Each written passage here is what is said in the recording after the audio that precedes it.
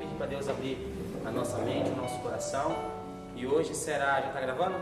Hoje será a terceira aula, em nome de Jesus, amém? Pai, nos perdoa porque nós não somos dignos de nada, mas estamos oferecendo a nossa mente, o nosso coração, o nosso intelecto nessa noite, para o Senhor tomar posse do nosso ser, o Senhor invadir a nossa mente, o nosso coração, com a Tua presença e com o Teu conteúdo. A Tua palavra diz, quanto mais sábio for o pregador, mais sabedoria ensinará ao povo. Então nos dê sabedoria, Senhor, da Tua palavra, nos dê entendimento de como levar a verdade até as pessoas, e que elas, ao ouvirem a verdade, que elas sejam desamarradas, que elas sejam transformadas pelo poder que há em Teu nome. Nos instrui em toda a verdade, que nós sabemos que é a Tua palavra. Manifesta o Teu poder e nos usa como instrumento em Tuas mãos, para a glória e louvor do Teu próprio nome. Que tudo isso só tenha um único propósito, Senhor. Que Teu nome, somente Teu nome, seja exaltado e glorificado, não só hoje, mas para todo sempre.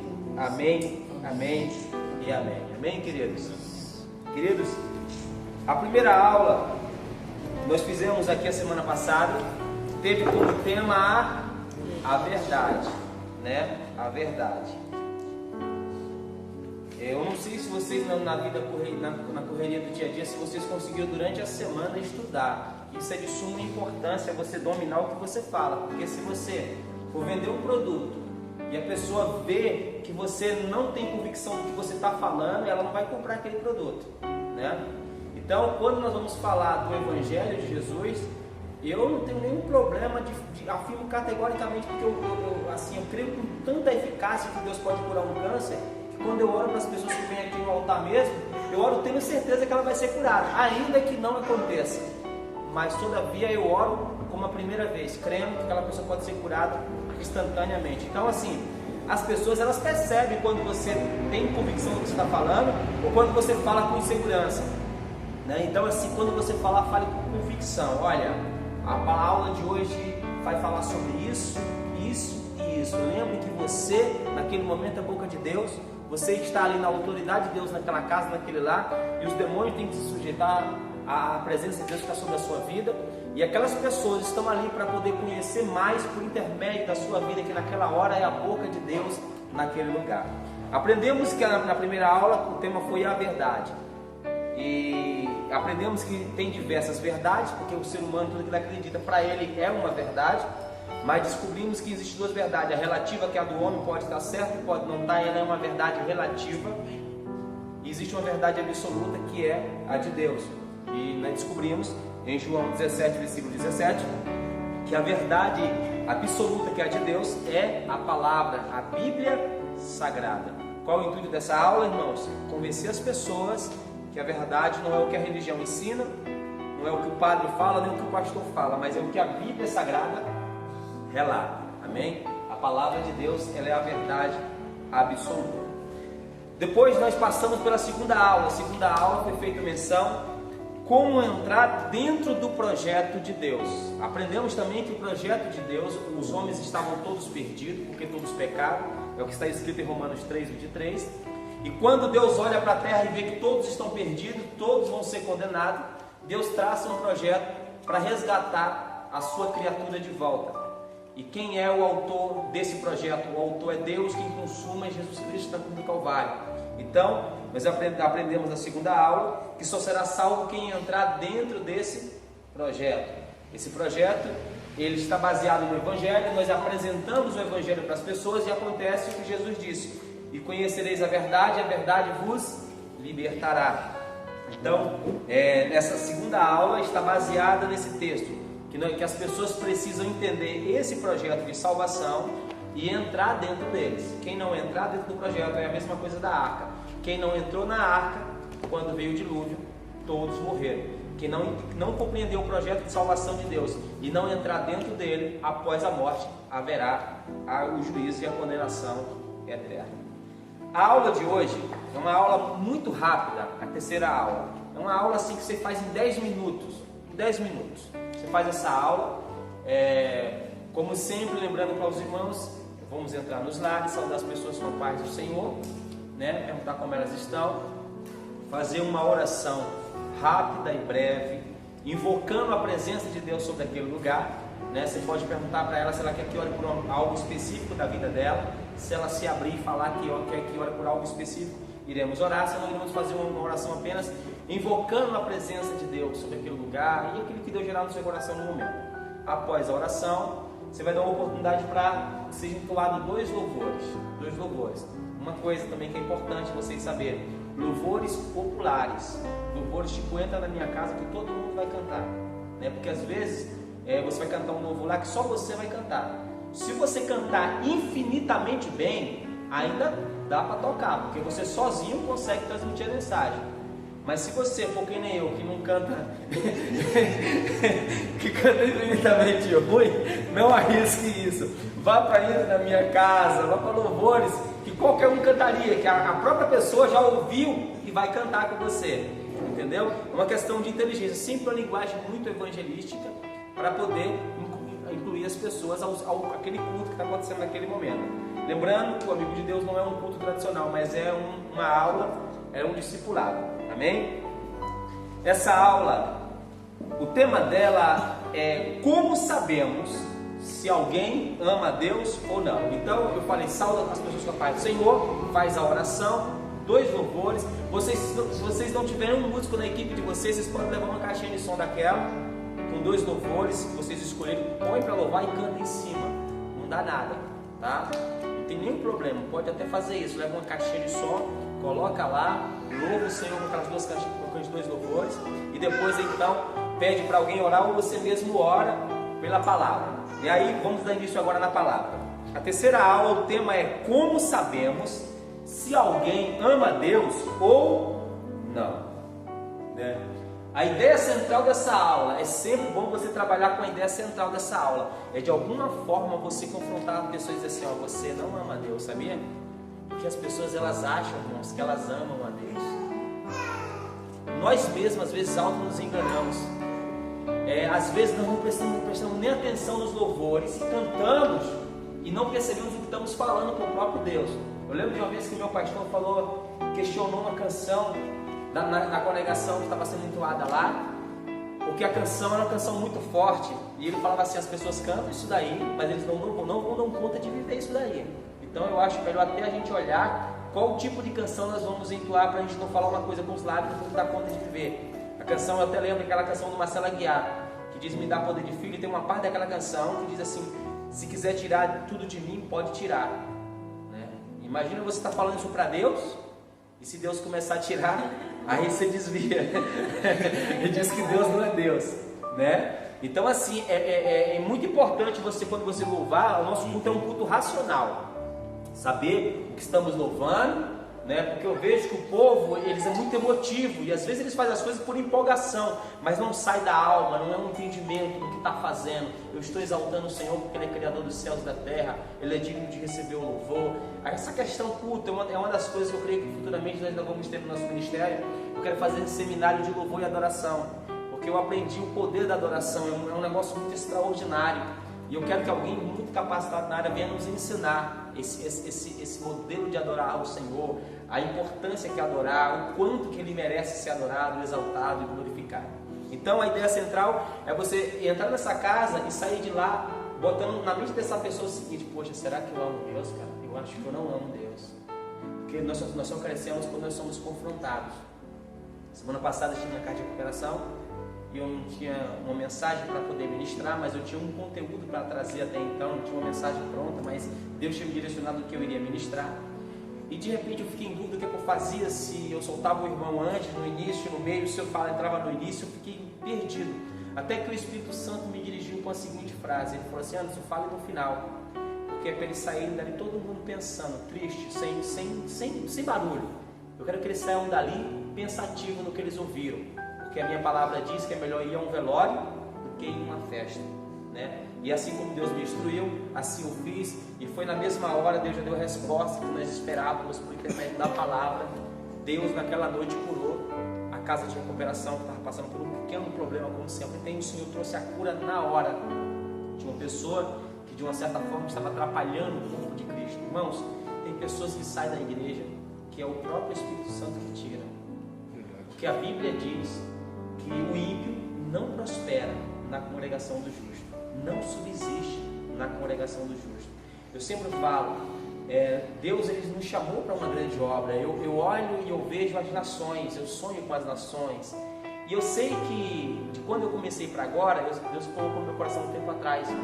Eu estou conduzindo um ônibus. Nessa condução desse ônibus, no decorrer dos dias, dos anos e dos meses, muitas pessoas irão pedir ponto para mim. Eu vou falar, eu quero descer. E é um direito dele, nós iremos parar educadamente o ônibus, por gentileza. Só que Deus também falou comigo, filho, fica tranquilo, porque lá na frente vai ter pessoas também dando sinal e querendo entrar nesse ônibus aí. Porque nem todo mundo vai até o ponto final. É uma coisa que nós sabemos, nem todo mundo vai até o ponto final. Temos que ter maturidade. Tem pessoas que têm dons incríveis e nunca vão dar certo. Outras pessoas são simples, são uma potência na mão de Deus. É uma potência na mão de Deus. Não é por muito falar, como a Bíblia diz, que seremos ouvidos. Às vezes tem pessoas que é fundamental para o corpo de Cristo e passa até despercebido no meio da igreja, mas é uma pessoa que é coluna da igreja de alguma forma. Às vezes ela tem uma oração, aquela pessoa ora pelo pastor, ora pela igreja, e Deus tem operado no intermédio daquela pessoa e o galardão dela está no céu. Pois bem, vamos para a aula. Olha, lembrando vocês que, olha só, depois vocês podem ver no vídeo aí que a aula é muito pequena, porque a vida eu falo demais, mas a aula é pequena, a aula em si ela é pequena. Olha só, como sabemos se alguém ama a Deus ou não? Lembrando, a ideia central é jogar uns parafusos na mente dessa pessoa. Será que eu amo Deus? Essa é a ideia, tá? É isso que você vai provocar naquele lá. Em João, abre por gentileza alguém essa Bíblia para mim. João 14, versículo 23. Minha Bíblia ficou lá em cima, deixa eu passar na sua apostila. Vai dizer, Jesus disse, em João 14, 23. João 14, 23. Ele disse o que aí? Jesus respondeu-lhe: se alguém me ama, obedecerá a minha palavra. E meu Pai o amará, e nós viveremos até ele, faremos nele nosso lar. Amém. Na minha tradução diz, Jesus disse assim: Jesus respondeu e disse-lhe: se alguém me ama, o tema é como sabemos se alguém ama a Deus ou não, não é isso? É sempre bom enfatizar bastante. Como sabemos se alguém ama a Deus ou não? Então na casa você vai enfatizar bem essa frase. Olha, irmão, hoje nós iremos descobrir à luz da Bíblia como sabemos se uma pessoa ama a Deus ou não. Jesus disse: ora, se alguém me ama, esse guardará a minha palavra. E o meu Pai o amará, e viremos para ele e faremos dele morada. Então Jesus já respondeu a resposta da aula. Jesus disse: ora, se alguém me ama, essa pessoa guarda a minha palavra. Uma vez que nós não somos o que pensamos ou o que falamos, nós somos o que fazemos, né? Essa é a diferença que algumas pessoas não se conscientizam. O ser humano em si, ele não é o que ele imagina nem o que ele fala, ele é o que ele faz, né? Então as pessoas elas acreditam amar a Deus, mas na verdade a Bíblia diz aqui que se alguém ama, ele guarda a sua palavra. Então nesse momento nós vamos conduzir a pessoa a ela refletir sobre a questão de guardar a palavra de Deus, o Evangelho do Senhor Jesus Cristo. Pode chegar e perguntar como você acha que ama a Deus? Se fazer uma pergunta no começo da aula para elas, as pessoas. Pode, cada um tem sua forma de interagir, e isso daí é válido. Você pode criar seu próprio método de ministrar o Evangelho. Pode. Aqui na apostila diz assim: então esse texto diz que se alguém ama a Deus, ele guarda a sua palavra. Isso prova que se alguém não guarda a sua palavra, essa pessoa não ama a Deus. Mas alguém pode até dizer: eu amo Deus, mas esse amor não é verdadeiro, é um amor apenas da boca para fora. Exemplo, a Bíblia diz em João 3, versículo 16, que Deus nos amou, mas Ele não só disse como Ele provou esse amor, fazendo algo. Ele deu o seu único filho para morrer por mim e por você. Em João 3,16 tem aquele versículo muito conhecido, que Deus amou o mundo de tal maneira que deu o seu único filho. Então o que acontece? Eu sempre enfatizo isso. O verdadeiro amor não é o que você fala, é o que você vive. Amar não é um verbo, amar é uma atitude. Porque as pessoas acham que amam a Deus, mas Jesus disse: se alguém me ama, tem uma atitude. Que atitude? Guarda a sua palavra. Porque falar até papagaio fala. Uma outra prova que o amor verdadeiro ele é vivido e não falado é quando Jesus ele morre e ressuscita, ele vem atrás de Pedro, ele vai atrás de Pedro. E Pedro nega ele 3 vezes, ele pergunta: Pedro, tu me ama? Ele diz: Senhor, eu te amo. Pedro, tu me ama? Eu te amo. Na terceira vez que Pedro responde para ele, ele diz: então tá bom, você me ama? Então você vai ter uma atitude de agora provando esse amor. Vai e apacenta as minhas ovelhas. O que Jesus está dizendo: se você me ama, você faz alguma coisa. É por isso que eu não aceito a ideia das pessoas dizer que ama a Deus, mas ela conhece o Evangelho, a luz do mundo, o remédio que vai curar essa enfermidade que é o pecado, que vai levar milhares e milhares de pessoas à condenação eterna, e ela vira só um membro de igreja. Ela senta e acabou, para ela está tranquilo, está favorável. Então não é um amor verdadeiro pleno, porque quem ama a Deus compra a causa de Deus. Porque quando você ama, você não vê alguma pessoa que tem um plano, um projeto, você pode fazer alguma coisa, você passa de lado e fica olhando para ele e vai embora. Então, o verdadeiro amor, quando você ama, você guarda a sua palavra. Então, no nosso caso aqui, nós não só guardamos, porque o nosso entendimento já foi um nível muito mais alto. Além de guardar a palavra, e também é guardar a palavra. Agora estamos se preparando aqui hoje para poder fazer o ID do Senhor, para viver o ID do Senhor. Isso sim é amor. Não é apenas levantar as mãos e falar: Senhor, eu te amo. Aí Jesus vem e fala: então tá bom, cadê as almas? Como é a sua prática de vida? Aí nós somos reprovados, porque nós falamos, mas não vivemos. Então nesse caso, nesse lar, no lar, você de repente não vai falar sobre essa questão do cara sentado, ser sentado ou não, mas você vai poder falar para ela que se alguém ama, verdadeiramente faz alguma coisa. Nesse caso, Jesus disse: se alguém me ama, João 14, 23, esse guarda a minha palavra. E Jesus fez uma promessa para essas pessoas que guardam a sua palavra. Ele diz assim: olha, se alguém me ama, guardará a minha palavra, e o meu Pai o amará, e viremos para ele, e faremos nele morada. Aí eu falo que Deus não quer apenas nos visitar, Deus quer fazer morada. Então quando nós amamos ao Senhor, Deus se compromete a vir, o Espírito Santo vir fazer morada no nosso ser, Depois aqui está escrito, depois do versículo 3:16, está escrito assim: é bem verdade que Deus deu para todas as pessoas o que chamamos de livre arbítrio, ou seja, o direito de cada um fazer o que quer, ou bem entender da sua vida, sem ter que dar satisfação para ninguém, e o próprio Deus respeita isso. Então nós vamos deixar claro que Deus é um Deus democrático, Deus não obriga ninguém a nada. O homem pode usar o seu livre-arbítrio, sabendo que um dia todos nós seremos julgados por tudo que fizemos aqui na terra, porque está escrito: como eu vivo, diz o Senhor, todo joelho se dobrará a mim, e toda língua confessará a Deus, de maneira que cada um dará conta de si mesmo a Deus. Isso está escrito em Romanos 14, 11 e 12. Eu uso uma metáfora para as pessoas poderem entender. Eu sempre falo sobre essa questão. Esse texto bíblico diz: como eu vivo, diz o Senhor, que todo joelho se dobrará a mim, e toda língua confessará a Deus, de maneira que cada um dará conta de si mesmo a Deus. Eu sempre falo assim, cara, esse texto ele me confronta com a ideia. A Bíblia diz que todo joelho um dia vai se dobrar, e toda língua vai confessar Jesus como Salvador, como Senhor. Só que eu fico pensando, e os que morreram sem fazer isso? E Einstein, e Freud, que entraram para a história, mas não confessaram Jesus, eram ateus, não acreditavam em Deus. Mas a Bíblia fala que todo joelho vai se dobrar, e toda língua vai confessar Ele como Senhor. Então eu sempre uso esse exemplo para falar para as pessoas assim: vocês podem usar o mesmo exemplo a vida inteira.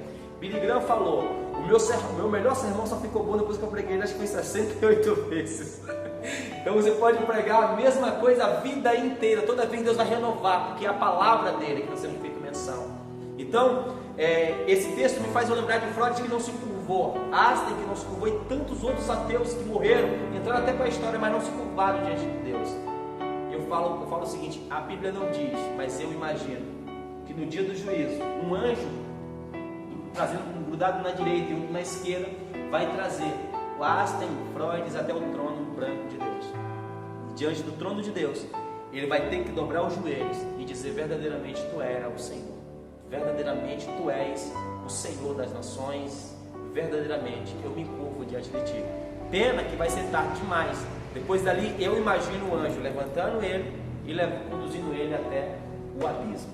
Então eu falo para as pessoas nos lares, por isso que nessa noite nós estamos tendo uma oportunidade aqui de dobrar os nossos joelhos e de confessar Jesus como Salvador, porque o homem só pode ser salvo enquanto ele está vivo, pois a Bíblia diz que vindo depois da morte o juízo, né? Então se acaba trazendo verdade para essa pessoa de uma forma delicada, mas verdades duras mesmo. O Evangelho, ele é um Evangelho que confronta as pessoas até sem você querer. O Evangelho bate na gente, bate em todo mundo, né? E eu sempre falo para as pessoas que na última aula eu falei sobre isso, que o Evangelho é um espelho, o espelho não mente, ele vai dar real. Se você estiver maquiado, ele vai mostrar. Se você estiver com ruga, ele vai mostrar. O espelho não vai negar quem você é. Assim o Evangelho, quando você se depara com o Evangelho, ele fala assim: vai precisar mexer nisso, vai precisar mexer naquilo. Nós começamos a viver uma revolução em Cristo Jesus.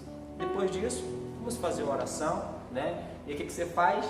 Vai fazer a oração: Senhor, nos ajude a guardarmos a Tua Palavra, porque nós aprendemos que se alguém te ama, esse guarda a Tua Palavra. Então você vai introduzir dentro daquela pessoa de novo a ideia central da aula, que é fazer ela se conscientizar que se alguém ama a Deus de verdade, ela guarda a palavra, ela procura ler a Bíblia, ela procura entender o que a Bíblia diz, o que a palavra diz, ela vai procurar ter zelo pelo Evangelho e procurar viver aquilo que está escrito na palavra de Deus. Amém? Vocês têm alguma pergunta referente a essa aula? Não sei se eu fui claro, acho que eu fui muito rápido hoje, né? Você falou que era rápido, né? Mas eu fui muito rápido para falar. Porque a minha família, se vocês conhecerem minha família, vocês vão, meu pai tem papai, peraí, o que você falou? Fala de novo. Eles falam muito rápido e eu é de família, às vezes eu acelero demais. Vocês têm alguma pergunta, algo para poder falar? Eu consigo ser claro. A aula ser muito rápido, pode ser introduzido outros versículos dentro do contexto? Pode. Por exemplo, como Salmo 119, verso 11, que diz, né? Guardei a tua palavra no meu coração para não pecar. Pode, perfeito, perfeito, pode. Você pode introduzir outros textos bíblicos para dar base à sua mensagem. Isso daí Às pode. vezes acontece, pastor, de pessoas dentro do lar, mesmo depois que termina, ou no meio até do assunto levado, algumas pessoas fazem algumas perguntas, né? Uma delas que já fizeram para mim: quando que eu perco o direito do livre-arbítrio? Quando você Quando perde, eu perco? olha, biblicamente falando, a gente perdemos o livre-arbítrio quando nós entregamos a Ele, a Deus. Isso. Entregamos a nossa vida para Deus. Paulo diz: já não vivo eu, mas Cristo vive em mim. É óbvio que se você quiser tomar, você toma. Deus, ele te dá de volta, né? E você faz o que você quiser. Mas nós perdemos o livre-arbítrio quando nós entregamos para Deus a nossa vida. Naquele momento ele vira o nosso Senhor e nós servos. Coloca até um exemplo, né, que eu tenho dito para as pessoas, que você perde o direito do meu eu. Que você está pronto para fazer as vontades de Deus. Quando nós estamos prontos para fazer a vontade de Deus, o livre-arbítrio ele já não interessa mais. Mas quem quer viver o livre-arbítrio, ele não vai viver Cristo. Vai viver o seu eu, vai querer fazer as suas próprias vontades, vai querer fazer tudo que desagrada a Deus. Para se afastar do livre-arbítrio é viver Cristo. Quando nós temos Cristo, nós vivemos na obediência. Esse livre-arbítrio já inventou com a gente, né? É o que o Paulo disse, né? Todas as coisas me são lícitas, mas nem todas me Me convêm. convém. E se a pessoa não quiser aceitar Jesus? Deixa Deus continuar trabalhando. O Espírito Eu não estou Santo falando vai em si, trabalhar. essa pessoa que está fazendo a visita no lar. Mas no geral eu digo, né? Se a pessoa não quer saber de Jesus. Entendeu? Eu chego uma hora que ela vai ter que confessar. Pelo texto bíblico, a Bíblia diz que todos vai ter que se dobrar. Então, se não for em vida, por isso que eu creio. A Bíblia não relata como que isso vai acontecer de fato. Eu imagino, aí é uma conjectura minha. O pregador pode conjecturar desde que ele não vá contra o que a Bíblia diz, né? Então você pode imaginar desde que a sua imaginação não vá contra o que a palavra diz, né? Isso eu chamo de conjecturar. Então você pode conjecturar. Então eu imagino que para se cumprir essa palavra na vida de algumas pessoas, vai ser no dia do juízo, porque tudo que está escrito vai se cumprir, né? Amém? Essa é a terceira aula. Oi, filho. Mas a palavra da margem aqui vai ser no final mesmo. É, da margem. Da Da margem. Eu acho que essa heresia minha aí passa, né? Não. De jeito nenhum. Não, é claro, a palavra da margem para isso, porque se a Bíblia diz de maneira que como eu vivo, diz o Senhor, que todo joelho se dobrará a mim e toda língua confessará a Deus, de maneira que cada um dará conta de si mesmo a Deus, em algum momento vai ter que se cumprir. E se não for em vida, será no dia do juízo. Eu tenho convicção plena disso. Apesar que não tem nenhum trabalho de amigo de Deus que as pessoas comecem com o coração duro. Eles acham que nós estamos indo lá para curar uma enfermidade, para resolver o problema financeiro do seu lar, para resolver todos os problemas que ela vem passando na sua vida conjugal. Sim. Essa que é a grande verdade. E quando nós chegamos no lar, eles estão todos arrebentados.